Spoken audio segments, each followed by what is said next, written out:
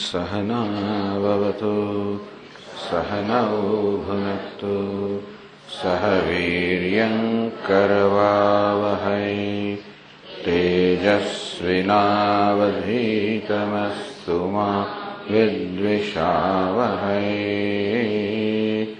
ॐ शान्ति शान्ति शान्तिः। यस्य निश्वसितं वेदाः यो वेदेभ्योऽखिलं जगत् निर्ममेतमहं वन्दे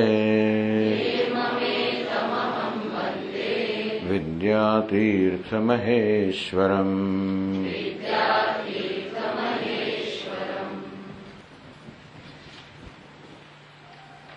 તો હવે ગ્રંથકાર વિદેહ મુક્તિની ચર્ચા કરી રહ્યા છે. જેવી રીતે વાસનાક્ષય અને મનોનાશ એ જીવન મુક્તિના સાક્ષાત સાધન છે, તેવી રીતે તત્વજ્ઞાન, હું બ્રહ્મ છું એ પ્રકારનું જ્ઞાન વિદેહ મુક્તિનું સાધન છે. વિદેહ મુક્તિ એટલે કે આ દેહ ન હોય, જેમાં દેહ ન હોય એ પ્રકારની મુક્તિને વિદેહ મુક્તિ કહેવામાં આવે, સમજાવશે. એ માટે ગ્રંથકારે આ વાક્ય કહ્યું સ્મૃતિનો, જ્ઞાનાદેવ તો કૈવલ્યમ પ્રાપ્યતે યેન મુચ્યતે. જ્ઞાનથી જ કૈવલ્ય પ્રાપ્ત થાય છે અને કૈવલ્યથી મુક્ત થાય છે. એ મુચ્યતે, મુક્ત એનો અર્થ થયો કે વિદેહ મુક્ત થાય છે. જ્ઞાનાદ એવ, એમાં એવકારક તેનો છે જ્ઞાનથી જ. જ્ઞાનથી જ એટલે કે જ્ઞાન સિવાય કર્મથી નહીં, જ્ઞાનથી જ.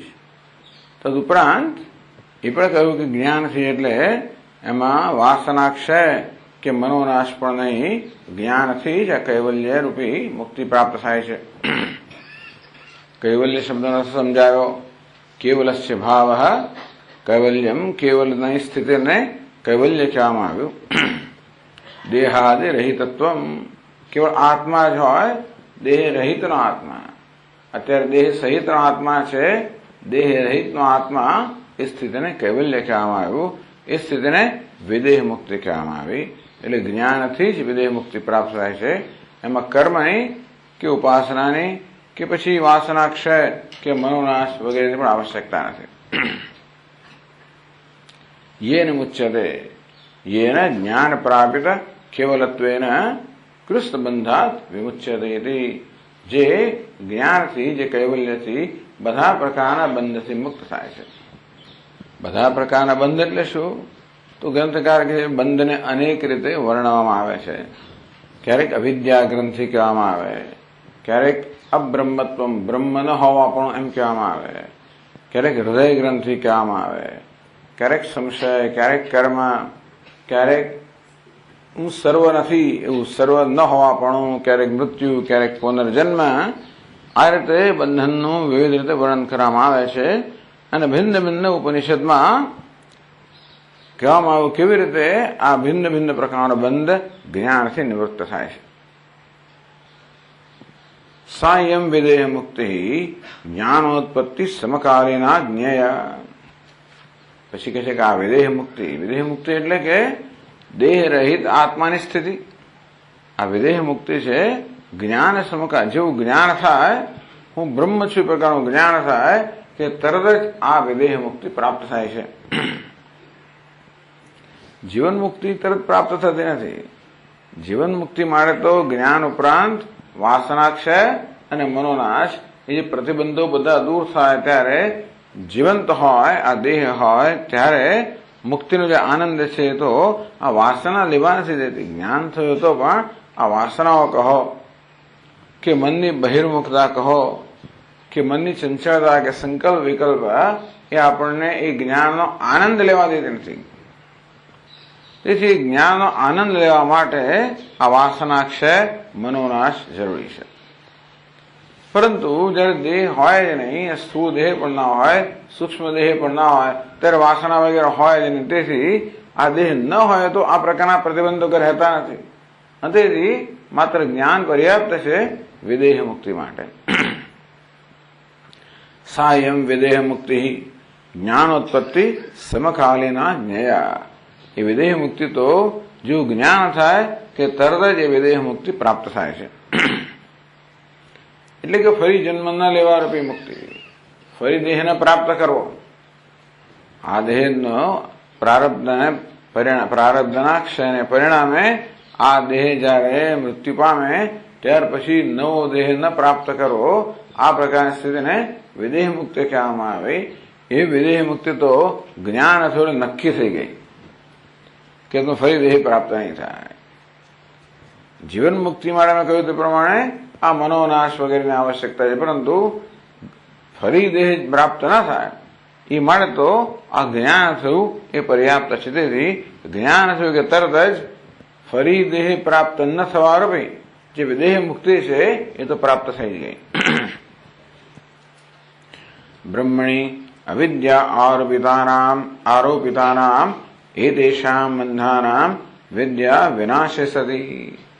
જેને અવિદ્યા ગ્રંથિ કહી, હૃદય ગ્રંથિ કહી, આ બધો જે બંધ છે એ તો અવિદ્યાની ઉપજ હોવાના કારણે વિદ્યાથી જ્ઞાનથી નષ્ટ થઈ ગયો, અને તેથી હવે અવિદ્યા રહી નથી જે નવા દેહને જન્મ આપે.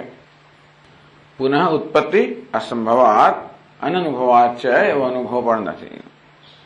તદેતદ વિદ્યા સમકાલીનત્વમ ભાષ્યકાર સમન્વય સૂત્રે પ્રપંચયામાસ.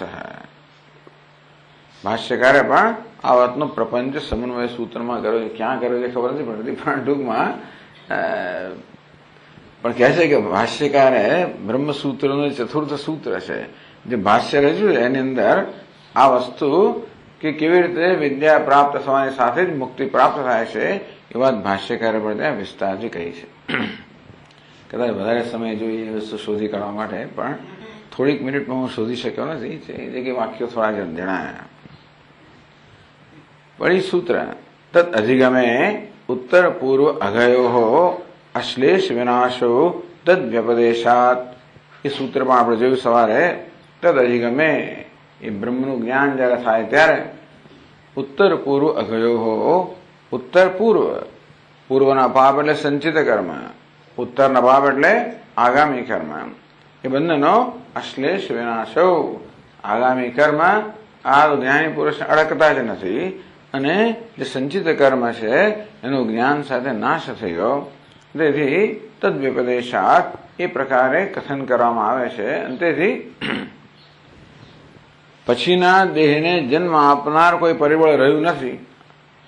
જ્ઞાન થતાની સાથે ભવિષ્યના દેહને જન્મ આપનાર કોઈ પરિબળ રહ્યું નથી.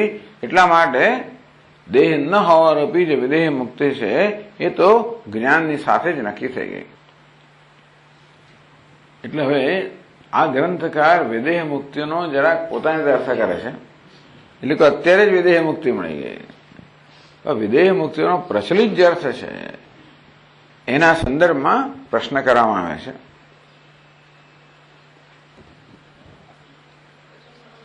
હા, હવે તો 50મા પાના પાસે વચ્ચે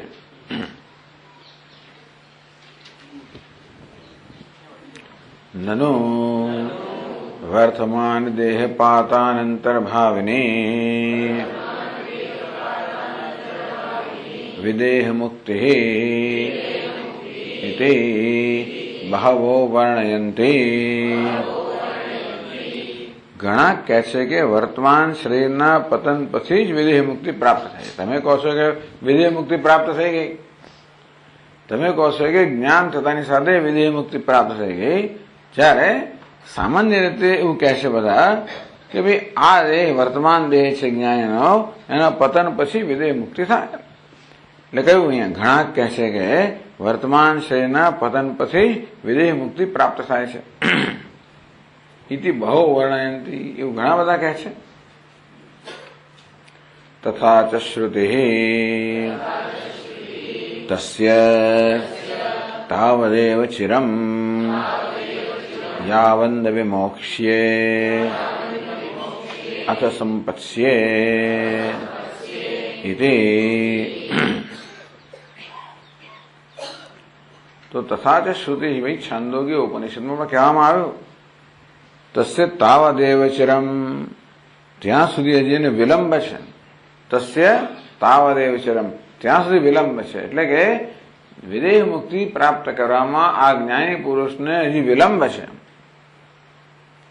યાવન વિમોક્ષે, જ્યાં સુધી આ દેહનું પતન ના થાય ત્યાં સુધી જ્ઞાની પુરુષને વિદેહ મુક્તિ પ્રાપ્ત થતી નથી. અથ સંપત્સે, આ દેહના પતન સાથે એને વિદેહ મુક્તિ પ્રાપ્ત થાય છે. એ પછી બ્રહ્મત્વને પામે છે, એટલે મુક્ત વિદેહ મુક્ત બને છે. એટલે પ્રશ્ન એ છે કે આપ તો કહો છો કે અહીંયા જ્ઞાન છો ને વિદેહ મુક્તિ મળી ગઈ, ત્યારે સામાન્ય રીતે એમ માનવામાં આવે છે કે વિદેહ મુક્તિ એટલે કે આ દેહનું પતન થયા પછી જે થાય એ વિદેહ મુક્તિ. તો એ કથનના સમર્થનમાં આ શ્રુતિનું વાક્ય કહ્યું. વળી આગળ માગે છે વાક્ય વૃત્તૌ અપે ઉત્તમ. જો વાક્ય વૃત્તિ ગ્રંથમાં પણ કહેવામાં આવે,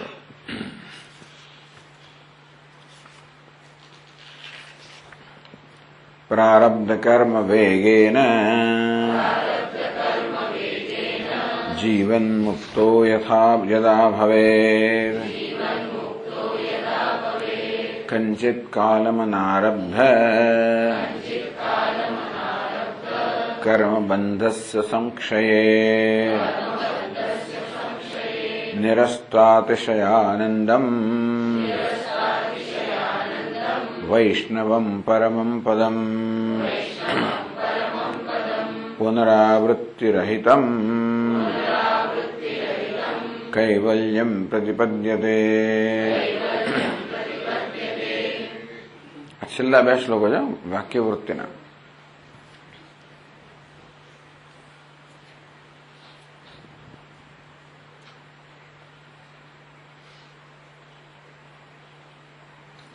તો એ પ્રારબ્ધ કર્મ વેગેન જીવન મુક્તો યદા હવે. પ્રારબ્ધ એટલે કે પ્રારબ્ધ કર્મના વેગથી. વસ્તુ એ છે કે આ દેહ જે છે તો પ્રારબ્ધ કર્મથી પ્રાપ્ત થયો, અને જ્યાં સુધી પ્રારબ્ધ કર્મનો વેગ છે ત્યાં સુધી દેહનું પતન થતું નથી. પછી જ્ઞાનીનો દેહ હોય કે અજ્ઞાનીનો દેહ હોય, એટલે કે દેહનું પતન તો પ્રારબ્ધ કર્મના ક્ષયથી થાય. કોઈ પણ મનુષ્યને દેહ જે પ્રાપ્ત થયો એ પ્રારબ્ધ કર્મથી પ્રાપ્ત થયો. જ્યાં સુધી પ્રારબ્ધ કર્મનો વેગ હોય ત્યાં સુધી આ દેહનું અસ્તિત્વ રહેવાનું.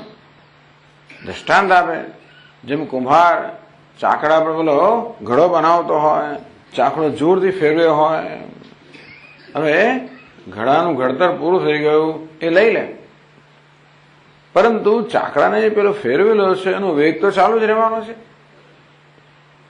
જ્યાં સુધી એ ચાકડાનો વેગ છે ત્યાં સુધી એની ગતિ રહેવાની. તે રીતે પ્રારબ્ધ કર્મથી આ દેહ પ્રાપ્ત થયો. આ દેહનું પ્રયોજન છે જ્ઞાન પ્રાપ્ત કરવું. તો જ્ઞાની પુરુષના કિસ્સામાં એનું એ પ્રયોજન સમાપ્ત થઈ ગયું, એનો ઘડો સમાપ્ત થઈ ગયો. હવે એને પોતાને દેહની કોઈ આવશ્યકતા નથી. જેમ કુંભારને હવે પેલા ચાકડાને ફેરવવાની કોઈ આવશ્યકતા નથી, તે રીતે જ્ઞાની પુરુષને પણ પોતાના કોઈ પ્રયોજન માટે દેહની આવશ્યકતા નથી. એનું કોઈ પ્રયોજન એજન્ડા નથી.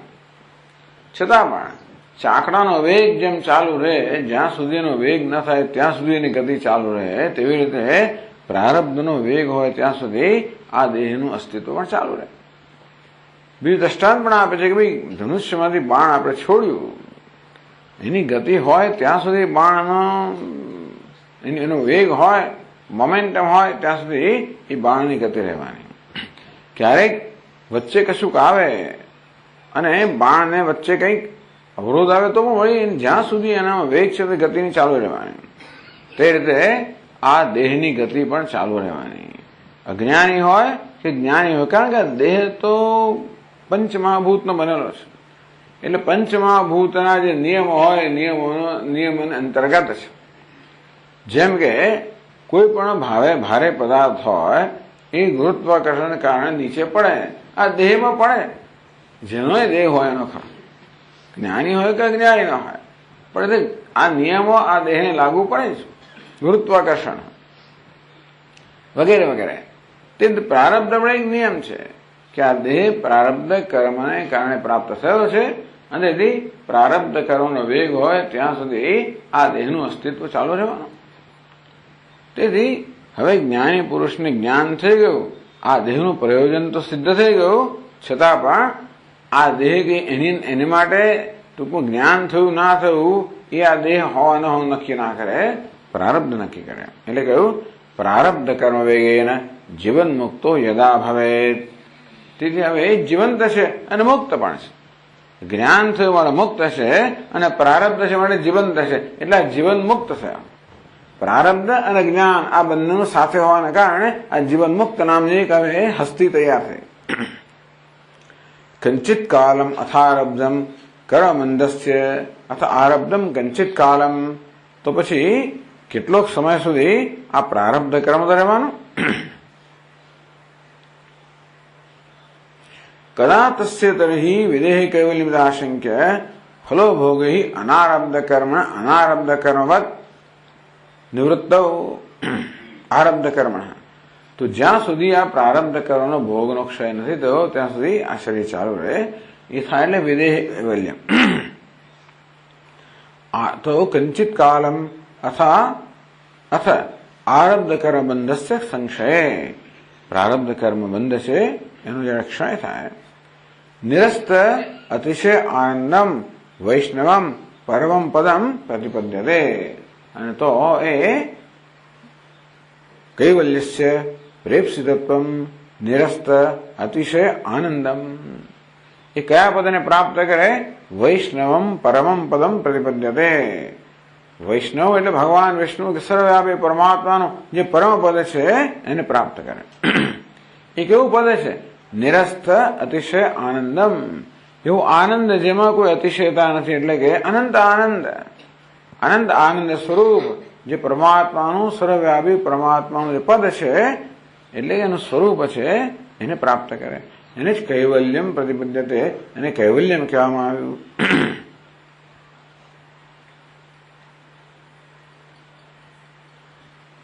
કે કૈવલ્યસ્ય પ્રેપ્સિતત્વમ સૂચયતિ.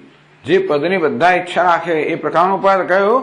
નિરસ્ત અતિશય આનંદમ, જેમાં કોઈ અતિશય નથી, અર્થાત જે સૌથી ચઢિયાતો આનંદ છે, પરમ આનંદ છે એ પ્રાપ્ત કરે. નથી ગતિપૂર્વકમ. આ ક્યાંક જઈને પદ પ્રાપ્ત કરે નહીં. વૈષ્ણવમ વેવે સ્થિત વિષ્ણુ, જે સર્વવ્યાપી છે, જે અહીં જે છે અત્યારે જે છે એ પરમ બ્રહ્મનું પદ પ્રાપ્ત કરવાનું નથી, પ્રાપ્ત છે એને ક્યાંય જવાનું નથી, અહીં જ પ્રાપ્ત કરે છે. હિરણ્ય ગર્ભાદિ પદપેક્ષા વૈલક્ષણ્યમ ચ પરમમિતિ ઉક્તમ.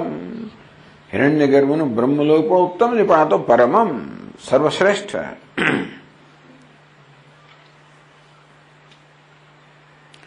પુનરાવૃત્ત હેતુ અભાવાત આત્યંતિકી મુક્તિ. એ પદ પ્રાપ્ત કર્યા પછી વળી પાછા આવવાનું કોઈ કારણ જ નથી, માટે આત્યંતિકી મુક્તિ, હંમેશ માટે મુક્તિ. આપણે સુષુપ્તિમાં હોઈએ તો થોડોક મુક્ત થયા, બ્રહ્મલોકમાં તો વળી કંઈક પણ આ કેવી છે? આત્યંતિક મુક્તિ, હંમેશ માટેની મુક્તિ પ્રાપ્ત કરે છે. એટલે એના માટે કૈવલ્ય શબ્દનો પ્રયોગ કરવામાં આવ્યો. પુનરાવૃત્તિ રહિતમ કૈવલ્યમ પદપ્રદ. એટલે કે હવે પેલો પૂર્વ પક્ષી એમ કહે છે કે જો આ વાક્ય વૃત્તિમાં કહેવામાં આવ્યું કે જ્યાં સુધી પ્રારબ્ધ કર્મ હોય ત્યાં સુધી જીવન મુક્ત છે, એ પ્રારબ્ધ કર્મનો ક્ષય થયા પછી કૈવલ્યમ પદમ એટલે કે વિદેહ મુક્તિ પ્રાપ્ત કરે છે. તો ઉપનિષદમાં પણ કહ્યું, વાક્યવૃત્તિમાં પણ કહ્યું, પછી આગળ કહે છે સૂત્રકારોપી આહ. જો બ્રહ્મસૂત્રમાં પણ કહ્યું ભોગેન તો ઇતરે ક્ષપયિત્વા સંપદ્યતે ઇતરે પ્રારબ્ધ પુણ્ય પાપે.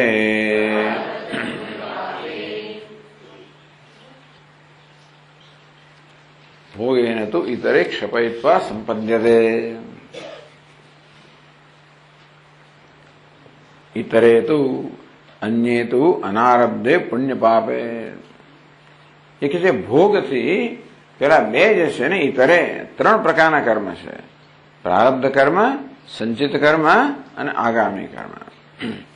એટલે ઇતરે પ્રારબ્ધ પુણ્ય પાપ તો ભોગેન ક્ષપયિત્વા. આ પ્રારબ્ધથી જન્મેલા પુણ્ય પાપ છે તો એને ભોગવવા જ પડે. ક્ષપયિત્વા સંપદ્યતે, અને ત્યાર પછી એ બ્રહ્મને પ્રાપ્ત કરે. એટલે સૂત્રકારે પણ કહ્યું કે પ્રારબ્ધ તો ભોગવવું જ પડે. ભોગે નતું, ટૂંકમાં ઇતરે એટલે પુણ્ય પાપે. આ પ્રારબ્ધ કર્મથી પ્રાપ્ત થયેલા પુણ્ય પાપ છે એ તો ભોગવીને જ ક્ષપયિત્વા એનો ક્ષય થાય, પછી સંપદ્યતે એ બ્રહ્મની પ્રાપ્તિ કરે, કૈવલ્યની પ્રાપ્તિ કરે. એટલે બધે કહેવામાં આવ્યું કે જ્યાં સુધી પ્રારબ્ધ છે ત્યાં સુધી જીવન મુક્તિ છે, અને વિદેહ મુક્તિ તો પ્રારબ્ધનો ક્ષય થાય, આ દેહનું પતન થાય, પછી જ વિદેહ મુક્તિ પ્રાપ્ત થાય. ત્યારે આપ તો કહ્યું અહીં જ વિદેહ મુક્તિ પ્રાપ્ત થઈ. આ ગ્રંથકારે શું કહ્યું કે ભાઈ જ્ઞાન થયું ને વિદેહ મુક્તિ પ્રાપ્ત થઈ ગઈ. એટલે પ્રશ્ન થયો કે વિદેહ મુક્તિ તો વિદેહ દેહ ગયા પછી જ પ્રાપ્ત થાય ને.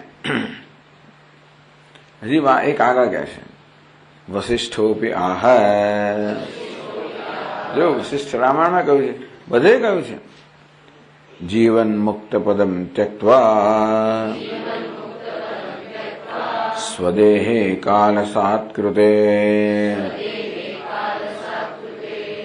વિશત્ય દેહ મુક્તત્વમ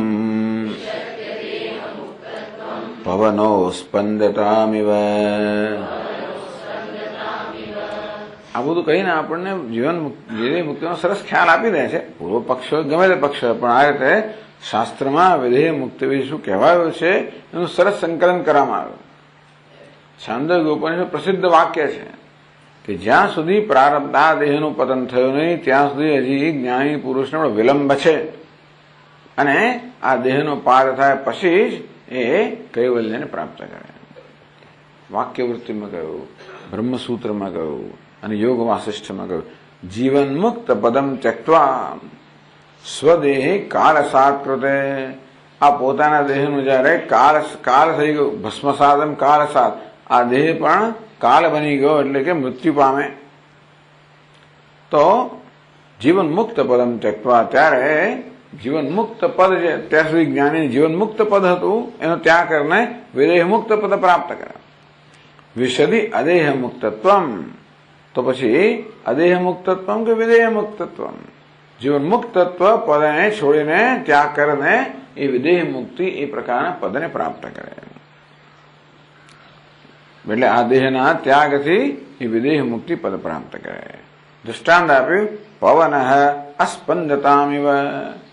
પવન જયારે વાઈ રહ્યો છે, પવન જયારે નિસ્પંદ બની જાય, તેવી રીતે અત્યાર સુધી પ્રારબ્ધને કારણે એ પણ જાણે કે જ્ઞાની પુરુષ પણ પવનની જેમ વાઈ રહ્યો હતો અને અભિવ્યક્તિ હતી નિસ્પંદતામિવ. કયું થતું નથી બીજું એમાં. પવન મટી જતો નથી, માત્ર પવનની અવસ્થા જ બદલાઈ ગઈ. અત્યારથી પવન સ્પંદન કરતો હતો, નિસ્પંદ થઈ ગયો. તેમાં જ્ઞાની પુરુષ સ્પંદન કરતો હતો આ દેહ દ્વારા, આ દેહ હતો નિસ્પંદ બની ગયો. એટલે એવું નથી કે નવું પ્રાપ્ત થયું, માત્ર અવસ્થા બદલાય. એટલા માટે જીવન મુક્તિ અને વિદેહ મુક્તિ આ બે નામ આપવામાં આવ્યા. વાસ્તવમાં વેદાંતમાં આવા કોઈ ભેદ સ્વીકારવામાં આવતા નથી. મુક્તિ એટલે મુક્તિ. આ શરીર છે માટે જ્ઞાની પુરુષની મુક્તિમાં કોઈ બાદ હોય કે કંઈક કોઈ પ્રકારની ખોટ હોય એવું નથી. કારણ કે મુક્તિ તો આત્માનું સ્વરૂપ છે, એને દેહ સાથે કોઈ સંબંધ જ નથી. આ દેહ હોવાને કારણે આત્મા બંધાયેલો હોત તો જ્યાં સુધી દેહ હોય ત્યાં સુધી બદ્ધ હોય એવું છે નહીં. દેહ હોવા છતાં આત્મા નિત્ય મુક્ત જ છે. આ દેહ ક્યારે આત્માને બાંધતો નથી, કશી વસ્તુ આત્માને બાંધતી નથી. આત્મા નિત્ય મુક્ત જ છે. હું બદ્ધ છું કે બંધાયેલો છું એ માત્ર એક ભ્રમ જ છે. આત્માના સ્વરૂપના અજ્ઞાનને કારણે જન્મેલો ભ્રમ છે કે હું બદ્ધ છું. કેમ ભ્રમ જન્મ્યો? દેહમાં અહમભાવને કારણે. આ દેહ હાજર છે એટલે અહમભાવ થઈ જાય છે. તેને કારણે હું મારી જાતને દેહ જેવડો માનું છું. તેથી દેહના જન્મે મારો જન્મ માનો, દેહના મૃત્યુને મારું મૃત્યુ માનો, દેહની અવસ્થાને મારી અવસ્થા માનો, આ દેહ તો સર્વ રીતે મર્યાદિત છે, પરતંત્ર છે. માટે મર્યાદિત, પરતંત્ર, અસહાય માનો, બદ્ધ માનો, આ તમારી માન્યતા છે.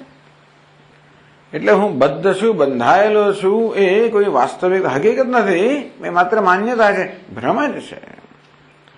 અને તેથી જ્ઞાન કશું કરતું નથી. જ્ઞાન માત્ર અજ્ઞાન દૂર કરે, આ ભ્રમ દૂર કરે છે, બીજું કાંઈ નહીં.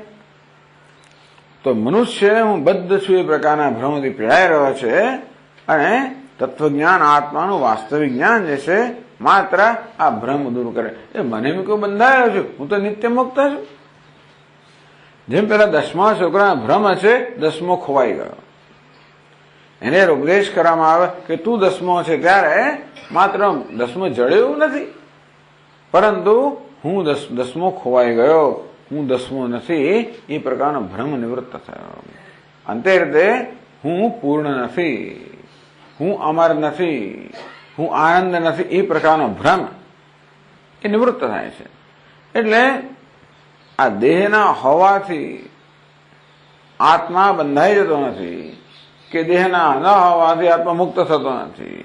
દેહનું હોવું ન હોવું આત્મામાં કોઈ પ્રકારની અસર ઉત્પન્ન ન કરતો હોવાના કારણે કે મુક્તિ અને દેહ સાથે કોઈ સંબંધ જ નથી. એટલે ખરેખર જીવન મુક્તિ વગેરે શબ્દનો પ્રયોગ કરવામાં આવે છે, એ જરૂરી પણ છે, પણ એને દેહ, એ મુક્તિને દેહ સાથે કોઈ રીતે આપણે સાંકળવાની જરૂર નથી. મુક્તિ તો આત્મા સાથે સંકળાયેલી છે, મુક્તિ આત્માનું સ્વરૂપ છે. દેહનું હોવું ન હોવું એ કોઈ રીતે આત્માને બંધનરૂપ કે મુક્તિરૂપ છે જ નહીં. એટલે એવું નથી કે ભાઈ આ દેહ હતો ત્યારે જ્ઞાની પુરુષ કંઈક બંધાયેલો હતો અને દેહ જતો એટલે હવે મુક્ત થયો, એવું નથી. એટલે વિદેહ મુક્તિ નામની વસ્તુને કોઈ અર્થ જ નથી. ટૂંકમાં વેદાંતી લોકો માટે તો જીવન, આ જીવન તો છીએ ત્યારે મુક્ત છે. અંતેથી હવે એમાં કોઈ એવી વસ્તુ નથી જે પરિવર્તન કરી શકે. એવું કોઈ પરિબળ નથી કે જે આ આત્માને બાંધી શકે, કારણ કે આત્મા બંધાયેલો હતો જ નથી. છતાં પણ જીવન મુક્તિ અને વિદેહ મુક્તિ આ પ્રકારના શબ્દ પ્રયોગો છે, અને તેથી સમજવા જોઈએ આપણે કે આ દેહ છે કારણ કે પ્રારબ્ધ છે, માટે જ્ઞાન થયા પછી પણ આ દેહનું અસ્તિત્વ ચાલુ રહે છે. એટલે કે જ્ઞાની પુરુષ આ દેહમાં જાણે જીવંત રહે છે, અને તેથી એને જીવન મુક્ત કહેવામાં આવ્યો. બહુ મહત્વની વસ્તુ છે. જીવન મુક્તિ એ વેદાંત માટે બહુ મહત્વનો સિદ્ધાંત છે. એટલા જ માટે કે તો આપણને જ્ઞાની ગુરુઓ પ્રાપ્ત થાય, નહીં તો પ્રાપ્ત થાય જ નહીં.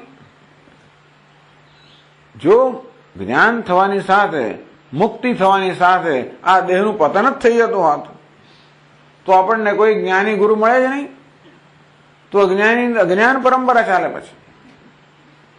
તેથી જેમ સ્વામીજી કહે ને ઘણી વાર કે ભૂતકાળમાં કોઈ એક સભા એમણે હાજરી આપી હશે, પંડિતો આ વાક્યનો શ્લોક સમજાવે. ઉપદેક્ષંતિ તે જ્ઞાનમ જ્ઞાનિનસ તત્વદર્શિન. જ્ઞાની તત્વદર્શી મહાપુરુષો તેને અજ્ઞાનનો ઉપદેશ કરશે. ઉપદેક્ષંતિ તે અજ્ઞાનમ એવું અર્થ કરે. એટલા જ મને જ્ઞાની હોય છે ને, જ્ઞાની ન તત્વદર્શી ન તો કયું પાછું? એ જ્ઞાની તત્વદર્શી અજ્ઞાનનો ઉપદેશ શું કામ કરે? પણ ટૂંકમાં એવી માન્યતા ધરાવે છે લોકો. એક એવો વર્ગ છે જે માને છે કે જ્ઞાન થાય એટલે તરત આ દેહ પડી જાય, 21 દિવસમાં પડી જાય, દિવસ પણ આપે છે.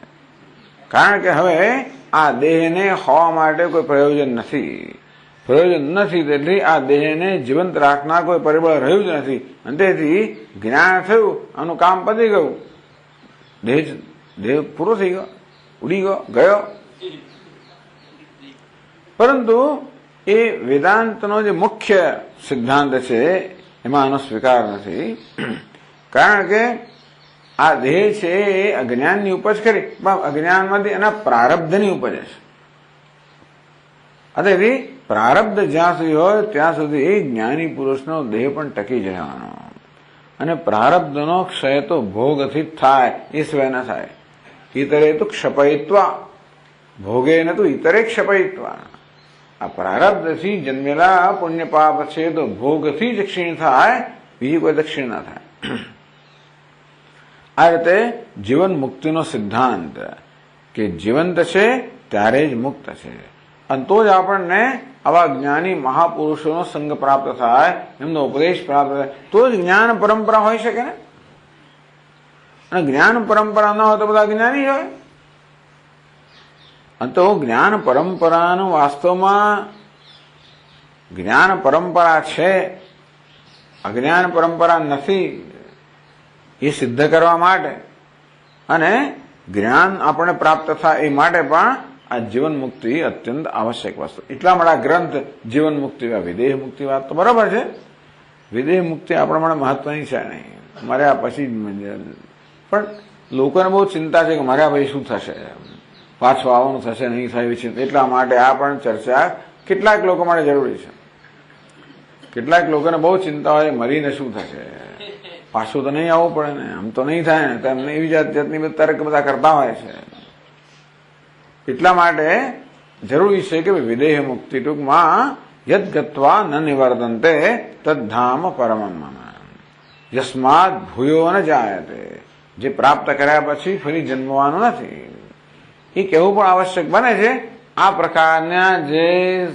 પ્રકારની જે ચિંતા કે આ પ્રકારના સંશય એ બધાને પણ શાંત કરવા માટે આ કહેવાની છે. માટે વિદેહ મુક્તિ આવી ચર્ચા પણ કરવામાં આવે છે કે એક વાર આ દેહ ગયો પછી મુક્ત છે, ફરી બીજો દેહ ગ્રહણ કરવાનો નથી. એ જાતની ખાતરી મનમાં થઈ જાય, જેથી ચિંતા ના રહે કે જ્યાં જન્મ્યા હતા તો હું જીવંત છું ત્યારે તો મુક્ત ખરો, પછી મુક્ત રહીશ કે નહીં રહું, તો કે રહીશ. હવેનો પ્રશ્ન એ છે કે આપ તો કહો છો કે આ જન્મમાં જ્ઞાન થાય કે તરત વિદેહ મુક્તિ પ્રાપ્ત થાય, જ્યારે સામાન્ય રીતે એવું માનવામાં આવે છે કે આ દેહના પતન પછી વિદેહ મુક્તિ પ્રાપ્ત થાય. તો અહીં જ વિદેહ મુક્તિ પ્રાપ્ત થાય કે દેહના પતન પછી વિદેહ મુક્તિ પ્રાપ્ત થાય? આ પ્રશ્ન છે, બીજું કઈ નથી. પ્રશ્ન આ રહ્યો, આ ગ્રંથકાર કહે છે કે અહીં જ વિદેહ મુક્તિ પ્રાપ્ત થઈ ગઈ જ્ઞાન થતાની સાથે. કે અહીં ક્યાં થાય છે દેહ છે ને વિદેહ મુક્તિ કેમ પ્રાપ્ત થઈ? બીજું તો કહે છે કે ભાઈ પ્રારબ્ધના ક્ષયને પરિણામે આ દેહનું પતન થાય પછી વિદેહ મુક્તિ પ્રાપ્ત થાય, એવું શાસ્ત્રમાં બધે કહેવામાં આવ્યું છે. એનો ઉત્તર આપે છે આપણે 51માં પાના પર છે. હા, ગુજરાતી ચોપડીમાં નાયમ દોષ વિવક્ષા વિશેષેણ મતદ્વયસ્ય અવિરોધાદ. કે છે કે આ દોષ નથી. ટૂંકમાં આ પ્રકારે શાસ્ત્રમાં વિદેહ મુક્તિનું વર્ણન છે, જે જાણે કે અમે કરેલા વર્ણન કરતા જુદું પડતું એવું જણાય છે, પણ એવો કોઈ વિરોધ નથી બે વચ્ચે. એ બંને વચ્ચેના વિરોધનો દોષ નથી. વિવક્ષા વિશેષણ, વિવક્ષિત વક્તુમ ઈચ્છા, જે કહેવાની ઈચ્છા છે, વિવક્ષા વિશેષણ, આ બંનેને કઈ જુદું જુદું કહેવાની ઈચ્છા છે. વિદેહ મુક્તિ શબ્દથી આ બે પક્ષો જરા જુદું જુદું કહી રહ્યા છે, માટે જરા જુદા જુદા પ્રકારનું વર્ણન પ્રાપ્ત થાય છે. વિવક્ષા વિશેષણ મતદ્વયસ્ય અવિરોધાત, આ બે મત જે છે, એક મત કયો કે વિદેહ મુક્તિ તો આ દેહના પતન પછી પ્રાપ્ત થાય, બીજો મત કયો વિદેહ મુક્તિ તો એમાં જ આ જ્ઞાન પ્રાપ્ત કર્યું પ્રાપ્ત થાય. આ બે મતનો માં વિદેહ મુક્તિ વિશે કહેવાની જરા અભિપ્રાય જુદો જુદો છે. એટલા માટે આ જાણે બે મત હોય એમ જણાય છે. ખરેખર કઈ એ પરસ્પર વિરુદ્ધ બે મત નથી, પરંતુ વિદેહ મુક્તિને સમજાવનારા બે મત છે, પોતપોતાની રીતે. ટૂંકમાં આ બે પક્ષો છે એ પોતપોતાની રીતે વિદેહ મુક્તિને સમજાવે છે, અને તેથી જાણે કે જુદા હોય એમ જણાય છે, પણ બે વિરુદ્ધ નથી. અને તેથી તમે જે માનો છો એવો દોષ આમાં આવતો નથી. વિદેહ મુક્તિ ઇતિ અત્રત્યેન દેહ શબ્દેન કૃષ્ણમ દેહજાતમ વિવક્ષિત્વા બહુભિ વર્ણિતમ અસ્માભિસ્તુ ભાવિ દેહ માત્ર વિવક્ષયા ઉચ્યતે તદ અનારંભાય એવ જ્ઞાન સંપાદનાત. વિદેહ મુક્તિ અત્રત્ય ને, તો આ શબ્દ પ્રયોગ વિદેહ મુક્તિ આ શબ્દ થયો. એ શબ્દમાં અત્રત્ય ને દેહ શબ્દ ને, આ વિદેહ મુક્તિ શબ્દમાં જે દેહ શબ્દ છે ને એમાં કૃષ્ણમ દેહ જાતમ વિવક્ષિત્વા. હવે દેહ શબ્દનો શું? વિદેહ મુક્તિ એટલે કે દેહ રહિતતા નિસ્થિતિ, દેહ રહિતતાની સ્થિતિ. હવે દેહ શબ્દથી કયો દેહ માનવાનો? તો એક અભિપ્રાય જે લોકો એમ કહે છે કે ભાઈ આ દેહના પતન પછી વિદેહ મુક્તિ મળે છે, એ લોકો દેહ શબ્દથી કૃષ્ણમ દેહ જાતમ વિવક્ષિત્વા, બધા જ પ્રકારના દેહ વગરનો મુક્તિને વિદેહ મુક્તિ કહે છે. બહુભિ વર્ણિતમ, આ વર્ણન જ્યારે કર્યું એ ઘણા બધા લોકો વિદેહ મુક્તિમાં દેહ એટલે કોઈ પણ દેહ ન હોવો જોઈએ, એટલે બધા જ દેહ વગરની મુક્તિ એટલે વિદેહ મુક્તિ, એ પ્રકારનો એ લોકોનો એ અભિપ્રાય છે. ત્યારે આપનો શું અભિપ્રાય છે? અસ્મા અભિસ્તુ, પણ અમારો અભિપ્રાય આવો છે, ભાવિ દેહ માત્ર વક્ષાય ઉચ્ચતે. અમે તો કહીએ છીએ કે ભાઈ વિદેહ મુક્તિમાં દેહ એટલે ભાવિ દેહ. પેલો શું કહે છે? વર્તમાન અને ભાવિ દેહ. પેલા દેહ શબ્દથી ભાવિ દેહની વર્તમાન દેહ અને ભાવિ દેહ વગરની મુક્તિ.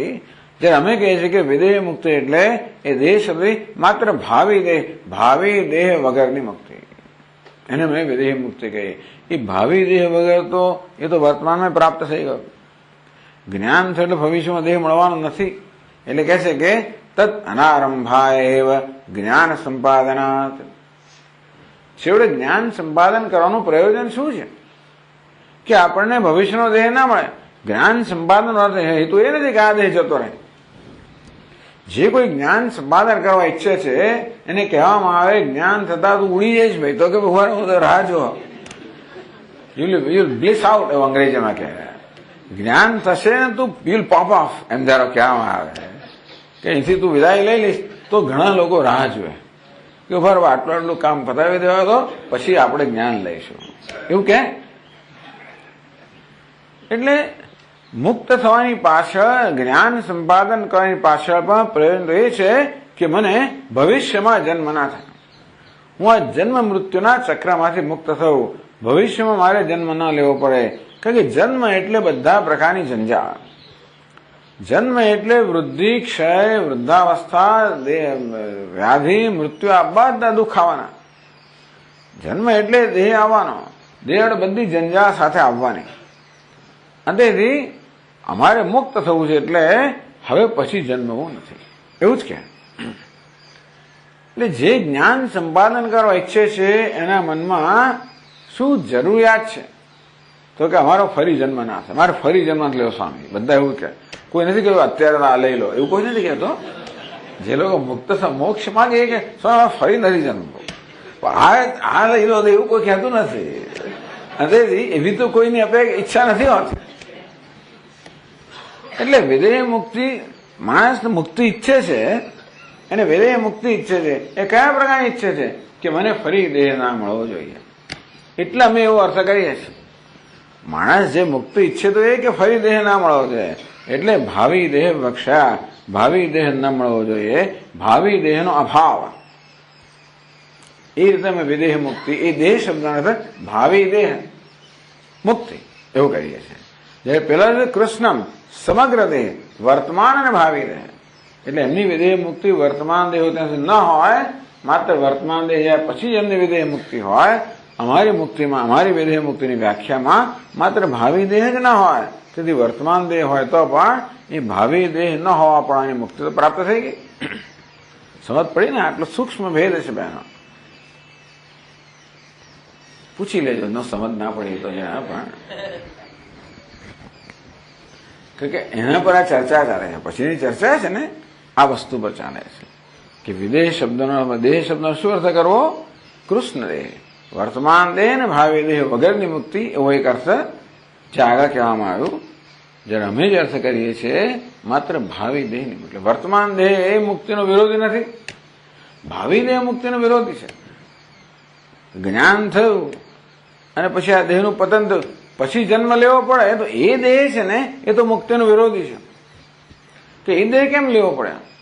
દેહ લીધો દેહમાં અહંભાવ હોવાનો જ, એટલે વળી પાછું બધો સંસાર શરૂ થઈ ગયો. જન્મે ત્યારે તો માણસ અજ્ઞાની જ જન્મે, જન્મે એટલે અજ્ઞાની જ જન્મે, જન્મે એટલે દેહાતો બધું લઈને જન્મે, જન્મે એટલે દેહમાં અહંભાવ લઈને જન્મે. એટલે કે ભાવિ દેહ જો પ્રાપ્ત થવાનો હોય તો અર્થ એ થયો કે દેહમાં અહંભાવ સાથે જન્મવાનો, એટલે તો બધા જ જન્મવાનો.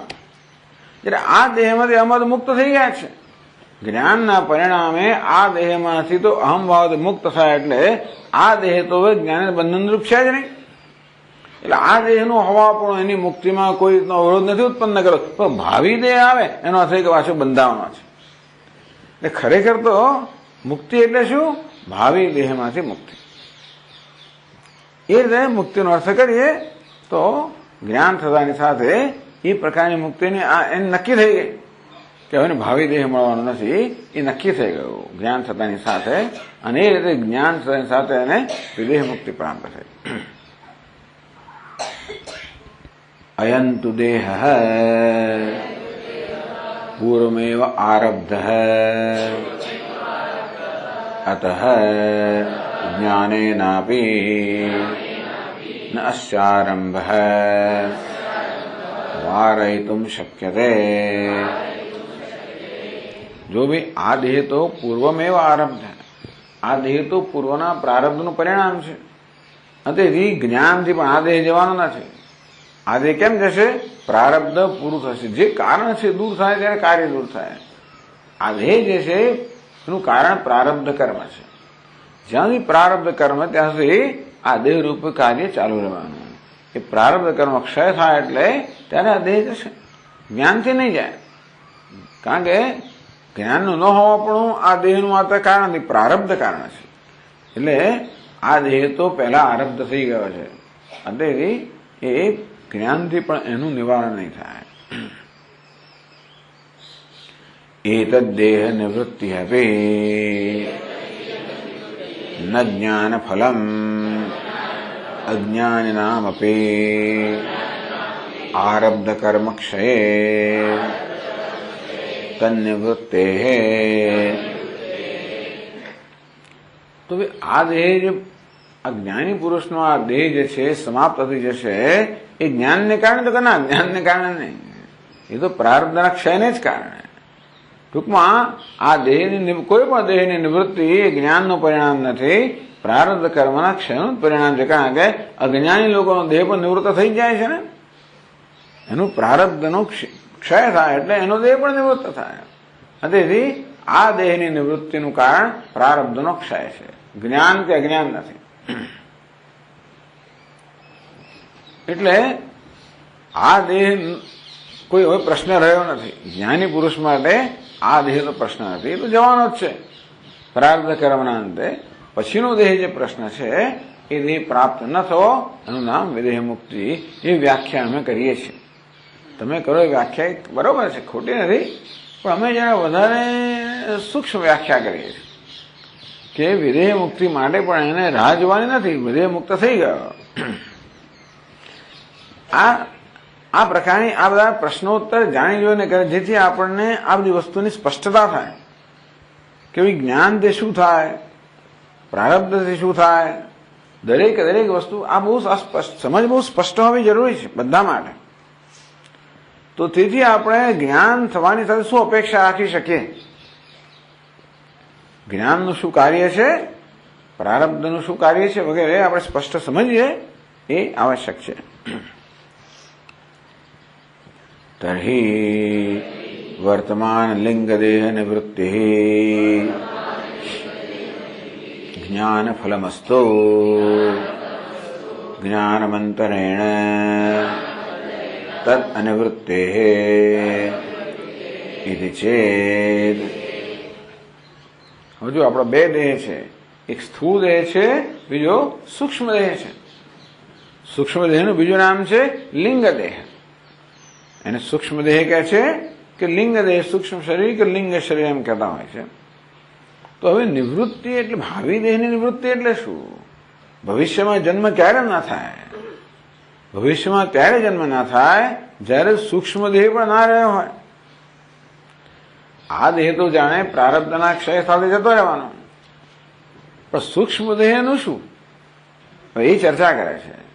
આ તો નક્કી થઈ ગયું કે સ્થૂળ દેહ છે તો પ્રારબ્ધને કારણે જન્મ્યો અને પ્રારબ્ધનો ક્ષય થશે એટલે આ સ્થૂળ દેહ નષ્ટ થઈ જશે, એનું નિવારણ થઈ જશે. તો સૂક્ષ્મ દેહનું શું? જો સૂક્ષ્મ દેહ ચાલુ રહે તો વળી પાછું એ બીજો સ્થૂળ દેહ લઈ આવવાનો. એટલે પેલો પૂછે છે કે ચાલો ભાઈ, તમે કહો છો કે આ સ્થૂળ દેહની નિવૃત્તિ તો પ્રારબ્ધથી થાય, પણ સૂક્ષ્મ દેહની નિવૃત્તિ તો જ્ઞાનથી થાય ખરી કે નહીં? એટલે જ્ઞાની પુરુષનું જ્ઞાન થાય એટલે સૂક્ષ્મ દેહની નિવૃત્તિ જ્ઞાનને પરિણામે થાય ને. તર્હિ વર્તમાન લિંગ દેહ નિવૃત્તિ જ્ઞાન ફલમસ્તુ.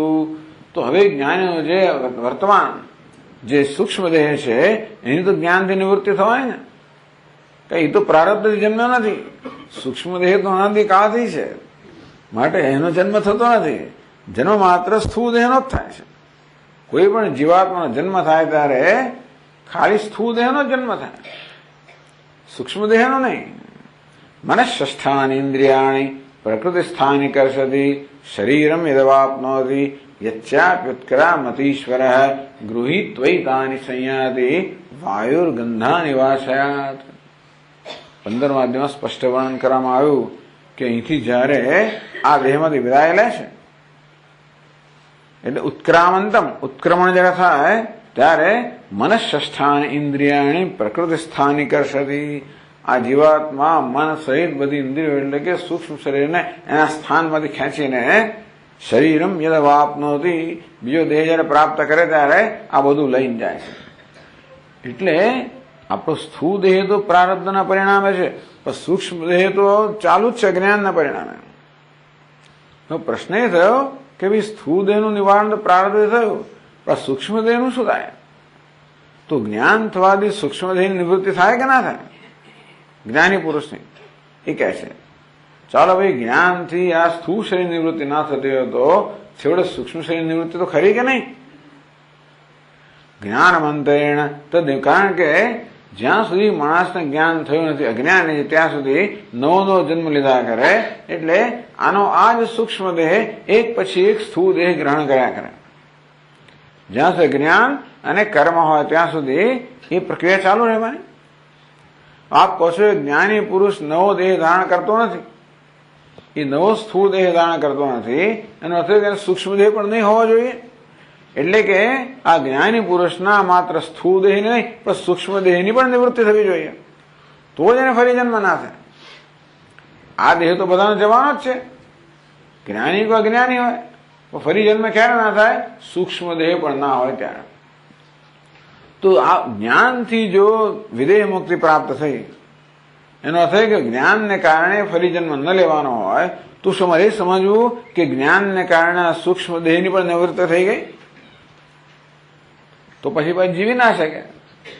જ્ઞાનથી સૂક્ષ્મ દેહ નિવૃત્તિ થતી હોય તો જ્ઞાન થવાની સાથે પેલું જતું રહે, તો પછી જીવે નહીં. જીવન થશે એટલે સૂક્ષ્મ દેહ નિવૃત્તિ નથી થઈ. જ્ઞાન થયું તો પણ સૂક્ષ્મ દેહની નિવૃત્તિ થઈ નથી, એ જ્ઞાની નહીં. આપણે નોંધ લેવા જેવી છે. એટલે ઉત્તર આપે છે ન સતી અપી જ્ઞાને જીવન મુક્તે તન્નિવૃત્તિ અભાવાત. તો કે નહીં ભાઈ, જ્ઞાનથી સૂક્ષ્મ દેહની નિવૃત્તિ થાય એવું નથી. કારણ કે સતી અપી જ્ઞાને, આ જ્ઞાની પુરુષ છે એને જ્ઞાન તો છે જ, છતાં જીવે છે. જીવે છે એટલે માત્ર સ્થૂળ શરીર છે એટલું જ નહીં, પણ સૂક્ષ્મ શરીર હોવું જોઈએ. કારણ કે સૂક્ષ્મ શરીર સ્થૂળ શરીરને જીવંત રાખનારું છે.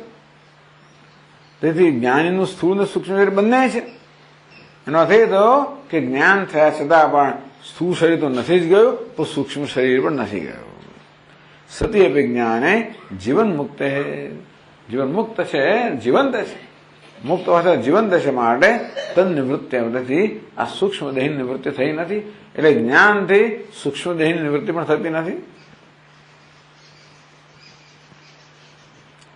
તો હવે સરસ પ્રશ્ન પૂછે છે. નનો જ્ઞાનસ્ય કંચિત કાલમ પ્રારબ્ધેન કર્મણા પ્રતિબંધેન અનિવર્તકત્વેપી પ્રતિબંધક્ષયે લિંગદેહ નિવર્તકત્વમ ભવિષ્યતે ઇતિ ચેત. એટલે પેલો બીજો હવે એનો રસ્તો કાઢે છે. જો ભાઈ કે નહીં જ્ઞાનથી સૂક્ષ્મદેહ નિવૃત્તિ થઈ ગઈ, પણ આ પ્રારબ્ધ કર્મ છે ને એ સૂક્ષ્મદેહ નિવૃત્તિમાં એક અવરોધ રૂપ છે. આ પ્રારબ્ધ કર્મ સૂક્ષ્મદેહની નિવૃત્તિમાં અવરોધ રૂપ છે. જ્ઞાનથી સૂક્ષ્મદેહની નિવૃત્તિ થઈ ગઈ છે, અપક્ષા છે, તો થઈ ગઈ તો સૂક્ષ્મદેહ ચાલુ કેમ છે? કારણ કે આ પ્રારબ્ધ કર્મ છે ને એ સૂક્ષ્મદેહની નિવૃત્તિમાં અવરોધ રૂપ છે. જ્યાં સુધી પ્રારબ્ધ છે ત્યાં સુધી જ્ઞાન સૂક્ષ્મદેહને નિવૃત્ત કરવાનું પોતાનું કામ કરી શકતું નથી. જેવી રીતે અગ્નિનો સ્વભાવ છે કે બાળવું,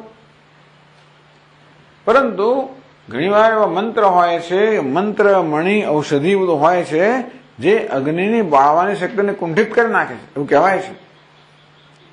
એટલે અગ્નિ હોય છતાં બળે નહીં વસ્તુ. એ લોકો અગ્નિમાં ચાલતા હોય છે, એવું આપણે જોયું છે ને, સાંભળ્યું તો છે જ. એ ક્યારે બની શકે? અગ્નિની બાળવાની શક્તિ કોઈ રીતે કુંઠિત થઈ ગયો ત્યારે. એટલે જેવી રીતે કોઈ મંત્ર હોય કે મણિ હોય કે ઔષધિ હોય, એ અગ્નિની બાળવાની શક્તિને કુંઠિત કરી નાખે. પછી લઈ લો મણિ કે મંત્ર તો વળી પાછી બાળવાની શક્તિ પાછી આવી જાય. તેવી રીતે આ જ્ઞાન સૂક્ષ્મદેહને નિવૃત્ત કરી જ નાખે છે, પરંતુ એ જ્ઞાનની સૂક્ષ્મદેહને નિવૃત્ત કરવાની શક્તિ આ પ્રારબ્ધ કર્મ કુંઠિત કરે છે. પ્રારબ્ધ કર્મ ચાલુ છે ને, અંતેથી જ્ઞાનને સૂક્ષ્મદેહને નિવૃત્ત કરવા રૂપ પોતાનું કાર્ય કરવા દેતો નથી. પ્રારબ્ધ કર્મ અક્ષય થાય એટલે પછી જ્ઞાન સૂક્ષ્મ નિવૃત્ત કરશે.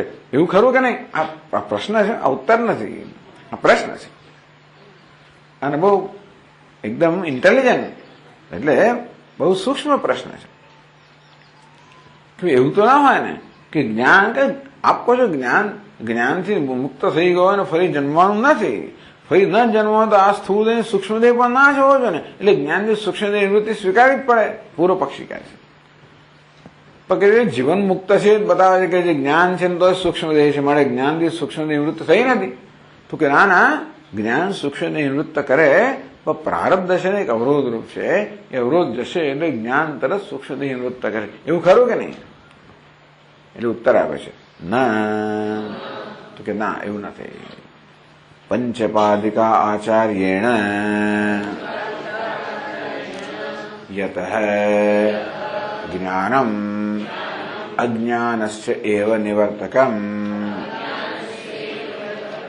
એમાં ઉપર બે માત્રા છે. ઇતિ ઉપપાદિતત્વાદ. તો કે નહીં, પંચપાદિકાચાર્ય કહે છે વિવરણકાર કે ભાઈ પંચપાદિકાના આચાર્ય એટલે પદ્મપાદાચાર્ય. પદ્મપાદાચાર્ય પંચપાદિકાની રચના કરી. ટૂંકમાં ભગવાન બાદરાયણે બ્રહ્મસૂત્રની રચના કરી. પછી ભગવાન શંકરાચાર્ય ભાષ્યની રચના કરી. એને સમજાવવા માટે શંકરાચાર્ય મહારાજના સીધા શિષ્ય પદ્મપાદાચાર્ય એમણે એ ભાષ્ય છે ને એના પર વિવરણ લખ્યું. આખા ભાષ્ય પર એવું કહેવાય છે. અને પછી એમને કે યાત્રાએ જવાની ઈચ્છા થઈ. એટલે મહારાજને પૂછ્યું કે મહારાજ મારે યાત્રાએ જવું છે. પહેલા તો પદ્મપાદાચાર્ય એ પોતે જે વિવરણ લખેલું ને મહારાજને સંભળાવ્યો. એ 5 પાદ સુધી સંભળાવ્યો. પંચપાદિકા 5 પાદ, બ્રહ્મસૂત્રના 4 અધ્યાય, દરેક અધ્યાયનો 4 પાદ. પાદ એટલે ક્વાર્ટર, એટલે 16 પાદ થયા. એમાંના પહેલા 5 પાદનું એમણે વિવરણ સંભળાવ્યું હશે મહારાજને.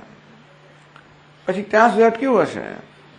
પછી પદ્મપાદાચાર્ય શિષ્ય એવી ઈચ્છા વગર કે મારે યાત્રાએ જવું છે. એટલે યાત્રા શું? વેદાંત તો કઈ યાત્રા શું હોય? મહારાજ કઈ યાત્રા માત્રા શું? પણ ના, મારે તો જવું છે યાત્રાએ અને ફલાણાને મળવું છે. કે સારું ત્યારે જા. તો પોતાનો ગ્રંથ લઈને પદ્મપાદાચાર્ય યાત્રા કરીને કોઈક જગ્યાએ ગયા. ત્યાં એમના કોઈ મામા કઈ હશે. હવે એ પાસે પેલા મામા હતા અને એ કર્મકાંડના હિમાયતી હતા. આ ભાણિયાએ પોતાની રચના હતી બહુ ઉત્સાહપૂર્વક મામાને સંભળાવે કે જો મેં આવું કર્યું છે. મામાએ સાંભળ્યું આ તો ભાઈ કર્મકાંડનું ખંડન છે, એટલે બહુ દુઃખી થઈ ગયા. એટલે એમણે શું કર્યું, આગત લગાડી દીધી. પદ્મપાદ છટક્યા, પણ એમની આ રચના છે એ બળી ગઈ, ખલાસ થઈ ગયો. આવી જાતની કથા છે. એટલે બિચારા રડતા રડતા પાછા આવ્યા અને મહારાજને પૂછ્યું આ તો આખું બધું જતું રહ્યું. એટલે મેં તને કહ્યું તો આતર માત્ર છોડ ચાલો. છતાં પણ પહેલા 5 પાદનું વિવરણ એમણે સાંભળ્યું હતું ને, એમણે લખાવ્યું તું લખ. એટલે શંકરાચાર્યએ એ લખાવ્યું. એટલે આપણી પાસે આ 5 પાદ નું વિવરણ એને પંચપાદિકા કહેવાય છે. બહુ મહાન, બહુ મૂળભૂત વેદાંતનો ગ્રંથ છે. એના પછી વિવરણ લખવામાં આવ્યું. પંચપાદિકા પર વિવરણ લખવામાં આવ્યું. એ વિવરણ જે છે એ પણ વેદાંતના આ પંચપાદિકા એટલે બ્રહ્મસૂત્ર, શાંકર ભાષ્ય, પંચપાદિકા અને વિવરણ આ બધા વેદાંતના સિદ્ધાંતોનું બહુ સરસ નિરૂપણ કરે છે. એટલે આ વિવરણ પ્રસ્થાન એ બધું આ જે બધા સિદ્ધાંતો છે આમાંથી આવે છે. એટલે આ રીતે પંચપાદિકા આચાર્ય એટલે પદ્મપાદ આચાર્ય, એટલે એમણે જે બધું કહ્યું છે એના આપણે પ્રમાણભૂત ગણીએ છીએ. વિવરણમાં કહ્યું છે, પંચપાદિકામાં કહ્યું, ભાષ્યમાં કહ્યું અને સૂત્રમાં. સૂત્રમાં શું કહ્યું એની સમજ ભાષ્યમાં મળે. ભાષ્યકાર શું કહેવા માંગે એની સમજ પછી પંચપાદિકામાં મળે. એ શું કહેવાય એની સમજ વિવરણમાં મળે.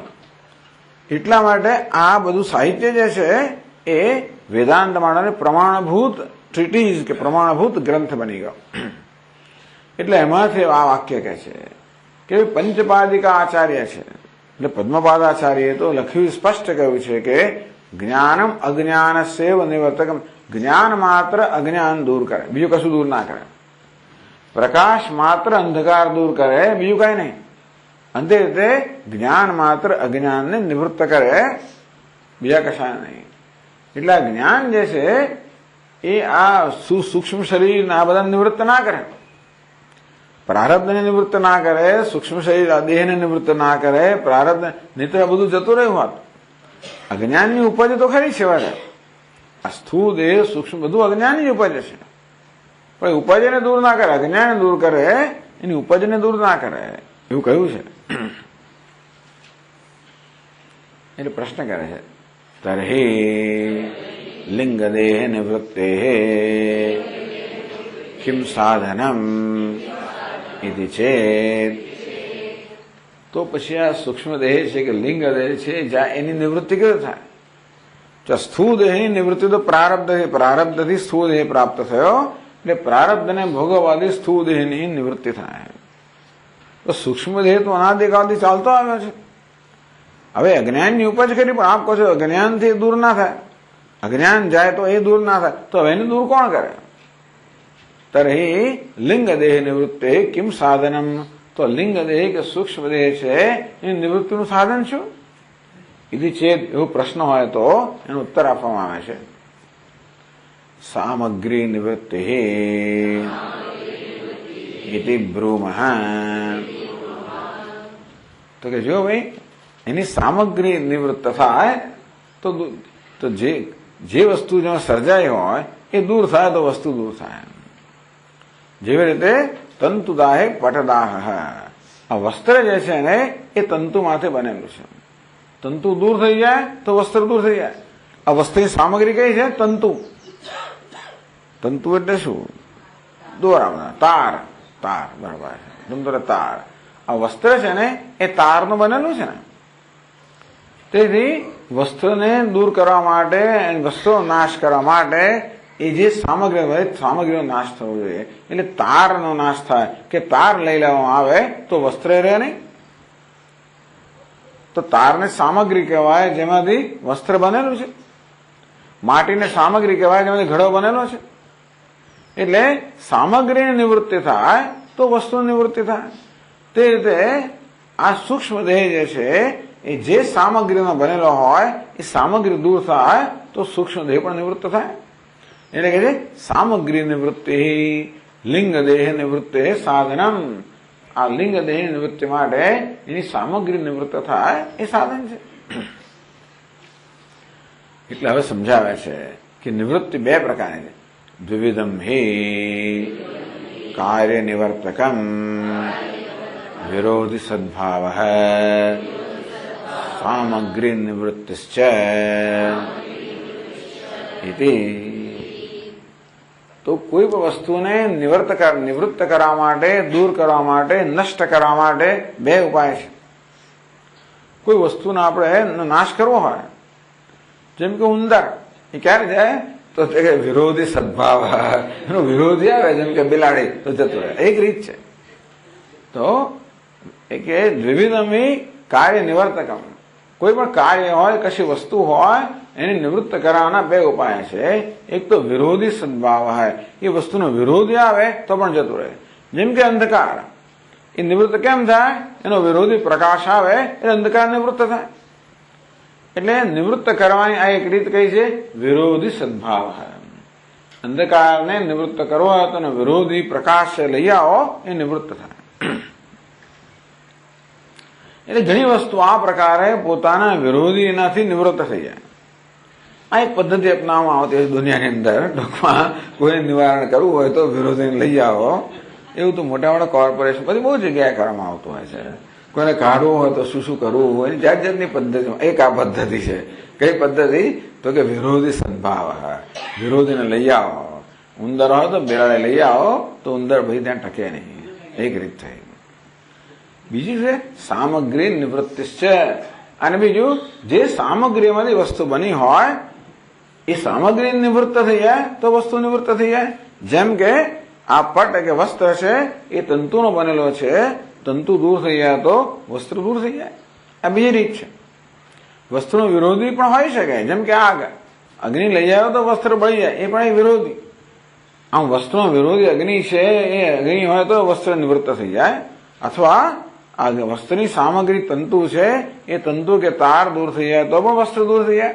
આ રીતે વસ્ત્રરૂપી કાર્ય નિવૃત્તિ બે રીતે થાય.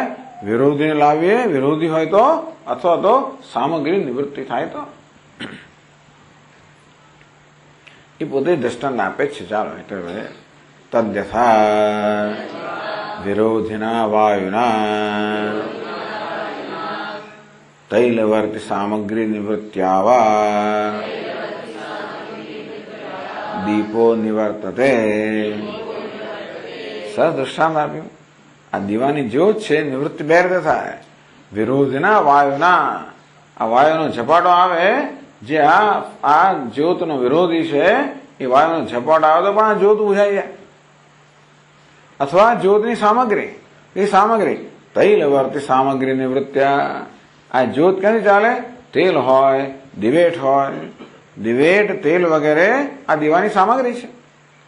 તો એ સામગ્રી દૂર થઈ જાય તો પણ ઘણી વાર આપણે પેલો અખંડ દીવો કરવો હોય પણ પછી સામગ્રી નિવૃત્ત થઈ જાય, વાટ જ બળી જાય. ઘણી વાર થઈ જતું હોય છે. પેલી વાટ જે છે ને બળી જાય, કાળી પડી જાય ને પછી દીવો ઉલાઈ જાય. ઘણી વાર આપણે જો ધ્યાન ના આપીએ તો પેલું ઘી પણ બળી જાય. તો એ શું કહેવાય? સામગ્રીની નિવૃત્તિથી નિવૃત્તિ. એટલે દીવાની નિવૃત્તિના બે પ્રકાર થયા. એક તો વિરોધી વાયુ હોય તો પણ નિવૃત્ત થાય, અથવા એની સામગ્રી દીવો, વાટ વગેરે, તેલ, વાટ વગેરે સામગ્રીની નિવૃત્તિ પણ નિવૃત્તિ થાય. લિંગદેહસ્ય સાક્ષાત વિરોધિનમ ન પશ્યામઃ. હવે લિંગ દેહની પણ કોઈની વસ્તુની બે રીતે નિવૃત્તિ થાય. જો વિરોધી હોય પણ લિંગ દેહનો કોઈ વિરોધી જણાતો જ નથી. લિંગ એક સૂક્ષ્મ દેહ વિરોધી હોત તો સૂક્ષ્મ દેહ નિવૃત્ત થાય, પણ એનો કોઈ વિરોધી તો દેખાતો નથી. લિંગ દેહસ્ય સાક્ષાત વિરોધિનમ ન પશ્યામઃ. આ લિંગ દેહનો સાક્ષાત કોઈ વિરોધી હોય એવું અમને જણાતું નથી. લિંગ દેહ નિવૃત્તિ એક રીતે થાય, સામગ્રીની નિવૃત્તિથી. જેમ કે અંધકાર છે, અંધકારની સામગ્રી કોઈ દેખાતી નથી. અંધકાર કેમ નિવૃત્ત થાય? વિરોધીથી જ નિવૃત્ત થાય, એની કોઈ સામગ્રી નથી. તમે ડોલથી ગમે તે ઉલે છો તો અંધકાર દૂર થવાનો નથી. કઈ સામગ્રી આપણે જાણતા નથી, હશે તો. ત્યારે એનો વિરોધી શું છે? પ્રકાશ. જ્યારે આ લિંગ દેહ છે એની કોઈ આપણે એનો વિરોધી જાણતા નથી. કશું એનું વિરોધ, જ્ઞાન પણ એનું વિરોધી નથી. જ્ઞાન જો વિરોધી હોત તો જતો રહ્યો, પણ જ્ઞાનમાં વિરોધી નહીં. કારણ કે જ્ઞાન છે તો જ્ઞાની પુરુષમાં લિંગ દેહ ચાલુ રહે છે. અને અજ્ઞાન તો વિરોધી નથી, અજ્ઞાનની તો ઉપજ છે. એટલે અજ્ઞાન એ વિરોધી નથી અને જ્ઞાન પણ લિંગ દેહ. તો રહ્યું શું હવે? એ લિંગને વિરોધી કોઈ દેખાતો નથી. તો લિંગ નિવૃત્તિ થાય છે એ પણ હકીકત છે. તો જ વિધેય મુક્તિ શક્ય છે. વિધેય મુક્તિ તો શક્ય છે જ્યારે લિંગ દેહની પણ નિવૃત્તિ થાય. અંતે જ્ઞાની મહાપુરુષના કિસ્સામાં એ લોકો વિધેય મુક્તિ પ્રાપ્ત કરે છે. એ બતાવે છે કે એમના લિંગ દેહની નિવૃત્તિ છે. પણ લિંગ દેહનો વિરોધી કોઈ નથી. જ્ઞાન કે જ્ઞાન એટલે લિંગ દેહ નિવૃત્તિ એની સામગ્રીની નિવૃત્તિ થતી હોવી જોઈએ. બે પ્રકારની નિવૃત્તિમાં આ વિરોધી તો છે ને, એટલે એક જ પ્રકારની નિવૃત્તિ હોઈ શકે એની સામગ્રીની નિવૃત્તિથી. એની સામગ્રી સામગ્રી દ્વિવિધા પ્રારબ્ધમ અનારબ્ધમ ચ ઇતિ. આ બધી વસ્તુનું ઉત્પન્ન કરનારી સામગ્રી કઈ છે? બે પ્રકારની છે, સંચિત કર્મ અને પ્રારબ્ધ કર્મ. આગામી તો જે આવ્યું જ નથી.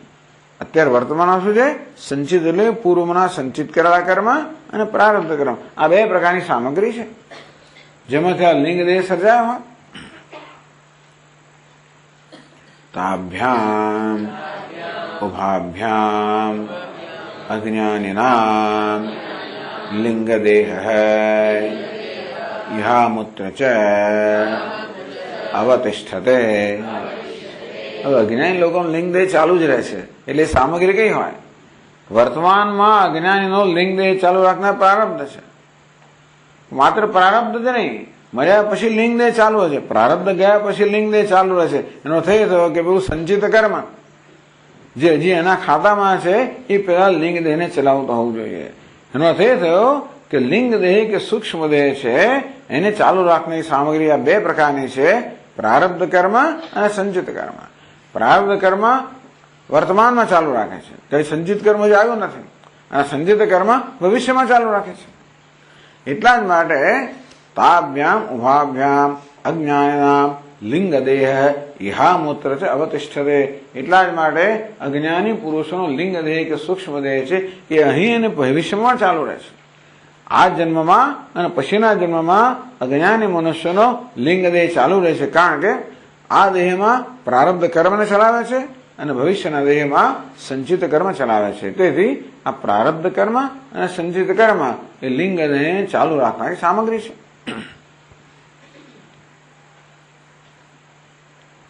જ્ઞાનિના તો અનારબ્ધસ્ય જ્ઞાનેન નિવૃત્તેઃ પ્રારબ્ધસ્ય ચ ભોગેન નિવૃત્તેઃ તૈલવર્તિરહિત દીપવત સામગ્રી નિવૃત્ત્યા લિંગદેહો નિવર્તતે અતઃ ન તન્નિવૃત્તિઃ જ્ઞાનફલમ. તો જ્ઞાની પુરુષ માટે શું થાય છે? જ્ઞાનીનામ તો જ્ઞાની પુરુષો માટે તો અનારબ્ધસ્ય. હવે એ સામગ્રી જતી રહે છે જ્ઞાનથી. જ્ઞાન થવાને કારણે સંચિત કર્મનો તો ક્ષય થઈ ગયો, નાશ થઈ ગયો. જ્ઞાન થવાને કારણે આજ સવારે ચર્ચા કરી કે સ્વપ્નમાંથી જાગેલો જે પુરુષ હોય સ્વપ્નમાં કરેલા બધા કર્મથી તરત મુક્ત થઈ જાય, કારણ કે જેણે કર્મ કર્યા એ નષ્ટ થઈ ગયો. તેવી રીતે અજ્ઞાન અવસ્થામાં કરેલા જે કર્મ છે સંચિત કર્મ, પરંતુ અજ્ઞાન નિદ્રામાંથી જાગી ગયેલો જ્ઞાની પુરુષ તો હવે એ સંચિત કર્મનો જવાબદાર નથી.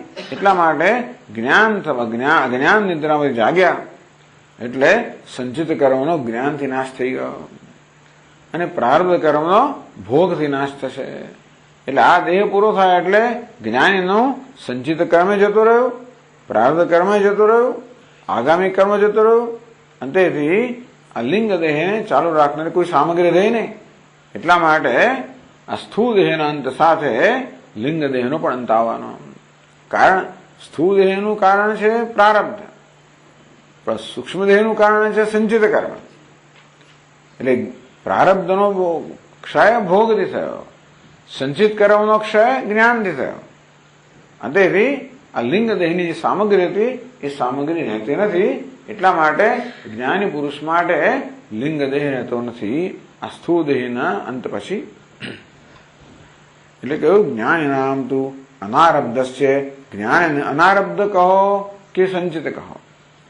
ક્યારેક સંચિત કરવા માટે અનારબ્ધ, જેનો આરંભ થયો નથી એવો શબ્દ વાપરવામાં આવે છે. તો એ સંચિત કર્મ કે અનારબ્ધ કર્મનું જ્ઞાનથી નાશ થયો. પ્રારબ્ધ છે ભોગે ને નિવૃત્ત, અને પ્રારબ્ધ કર્મ છે તો ભોગથી નિવૃત્ત થાય. તે તૈલ વર્તે રહે દીપવત, તો જેવી રીતે તેલ અને એટલે બે વસ્તુ કહે, એટલા માટે દ્રષ્ટાંત દીપનું આપ્યું. આ દીપ માટે બે સામગ્રી છે ને, તેલ અને દિવેટ. તેમાં લિંગ દેહની બે સામગ્રી છે, પ્રારબ્ધ અને સંચિત. તો બંને સામગ્રી જાય એટલે જેમ દીવો ના રહે તેવી રીતે પ્રારબ્ધ સંચિત બંને જાય એટલે લિંગ દેહ રૂપી દીવો પણ ના રહે. એટલે તૈલ વર્તી રહે દીપવત સામગ્રી નિવૃત્ત્યા લિંગ દેહો નિવર્તતે. તેથી આ લિંગ દેહની પણ નિવૃત્ત થઈ જાય. ટૂંકમાં એટલે કહ્યું અતઃ ન નિવૃત્તિ જ્ઞાન ફલમ. પ્રશ્ન હતો કે જ્ઞાન થાય તો લિંગ દેહ નિવૃત્ત થઈ જાય કે નહીં? તો કે ના. તો કેમ થાય છે? તો કે સામગ્રી નિવૃત્તિથી. એ સમજાવવામાં કે આ રીતે જ્ઞાની એટલે વિદેહ મુક્તિની ચર્ચા થઈ રહી છે કે લિંગ દેહની પણ આ પ્રકારે નિવૃત્તિ થાય છે. ઓમ પૂર્ણમદ પૂર્ણમિદમ પૂર્ણાત પૂર્ણમુદચ્યતે પૂર્ણસ્ય પૂર્ણમાદાય પૂર્ણમેવાવશિષ્યતે. ઓમ શાંતિ શાંતિ શાંતિ. શંકરં શંકરાચાર્યં કેશવં બાદરાયણં સૂત્રભાષ્યકૃતૌ વંદે ભગવन्तૌ પુનઃ પુનઃ. ઈશ્વરો ગુરુરાત્મેતિ મૂર્તિભેદવિભાગિને વ્યાપ્તદેહાય દક્ષિણામૂર્તયે નમઃ. ઓમ શાંતિ શાંતિ શાંતિ. હરિ ઓમ. શ્રી ગુરુભ્યો નમઃ. હરિ ઓમ.